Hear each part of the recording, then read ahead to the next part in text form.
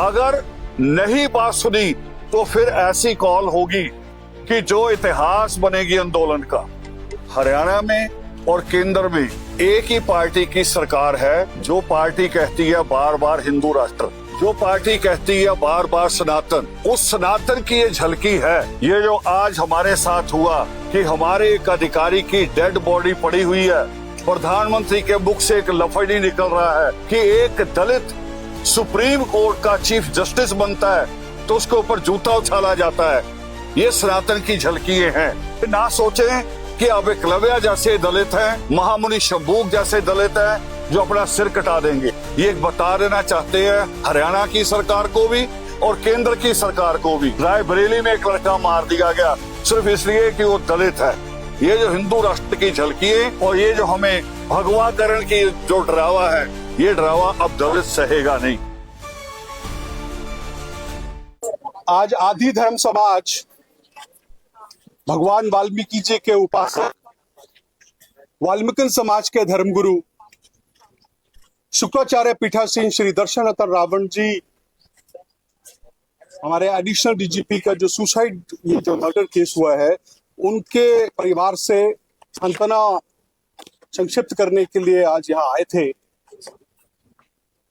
अब मैं चाहूंगा कि हमारे महात्मा रावण जी अपनी बात आप सब लोगों के समक्ष रखें और जितने भी धर्म प्रेमी हैं महात्मा रावण जी की बात को बड़े ध्यान से आप सुनेंगे।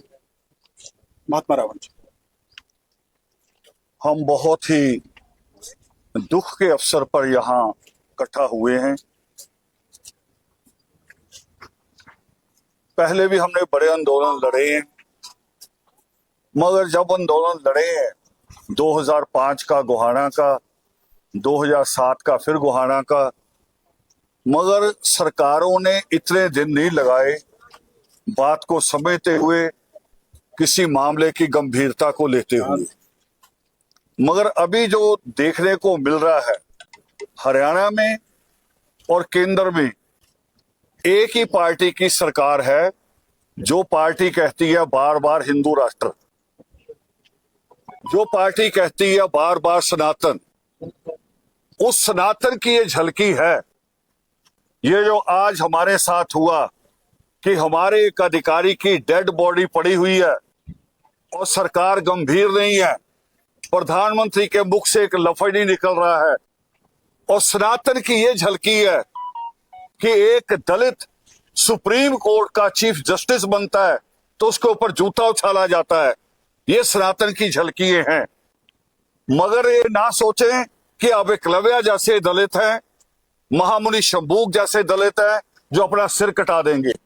अब दलित जो है वो जागरूक है, पढ़ा लिखा है, और हम अभी तक इंतजार में हैं। हमें अभी भी कहा बहन जी ने, उन्होंने जिन्होंने पति खोया है, अभी भी उनका शब्द है भी जो भी कदम उठाओ शांतिपूर्वक।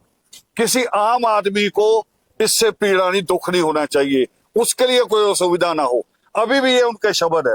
मगर हम ये बता देना चाहते हैं हरियाणा की सरकार को भी और केंद्र की सरकार को भी, अगर नहीं बात सुनी, आज शाम तक का अल्टीमेटम है। आज का ये 4 बजे तक, आज तक का अल्टीमेटम है।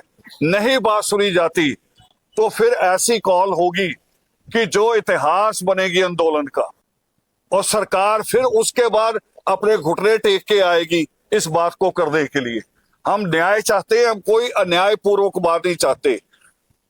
जो एडीजीपी ने अपने लास्ट नोट में लिखा है, इसको तो जज भी मानते हैं, अदालत भी मानती है कि जो अंतिम बयान होता है उसको पूरा सच माना जाता है। और अंतिम बयान एक आईपीएस अफसर ने जो एडीजीपी तक पहुंचा, कितना कुछ सहा होगा। और ये एक नहीं है, ऐसे बहुत सारे लोग हैं। इसलिए एक डिमांड हमारी और है, बाकी डिमांड यहाँ पहले चार्ट दिया गया आपको 31 मेंबरी कमेटी की तरफ से। एक डिमांड हमारी और है कि एक नया एससी कमीशन बनना चाहिए, एससी एसटी कमीशन, जिसमें सुप्रीम कोर्ट के 3 जज हों, 2 आईएएस और आईपीएस एससी और एसटी में से लिए जाए, और उसके अंदर जो सुप्रीम कोर्ट में बड़े वकील जो पब्लिक इंटरेस्ट की लड़ते हैं, दलितों के मामले में लड़ते हैं, जिनको लड़े हुए 10 साल हो गए हैं, 2 मेंबर उठ के रखे जाएं। और एक डिमांड हमने और जोड़ी है कि सुप्रीम कोर्ट और हाई कोर्ट के जजों को राजनीति पे पूरी पाबंदी लगनी चाहिए। ये उस कारण भी हो रहा है। नहीं तो अभी तक सुप्रीम कोर्ट कोई संज्ञान लेता, कोई ना कोई इसके ऊपर एक्शन करता, हाई कोर्ट एक्शन करता।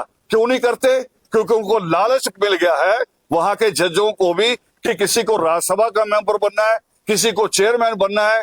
जिसने भी राजनीति में जाना हो, चाहे हाई कोर्ट का जज हो, चाहे सुप्रीम कोर्ट का जज हो, कम से कम 7 साल पहले रिजाइन कर दे, फिर जाए राजनीति में।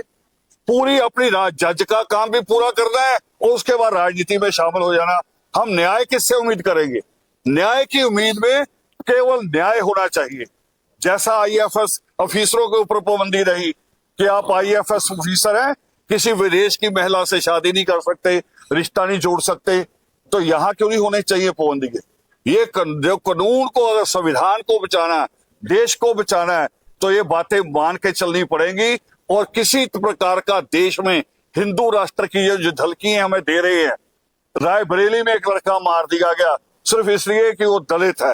दलित वो कह रहा है मैं दलित हूं, हिंदू हूं, तब भी उसे पीट पीट के मार दिया गया। ये जो हिंदू राष्ट्र की झलकी है और ये जो हमें भगवाकरण की जो डरावा है, ये डरावा अब दलित सहेगा नहीं।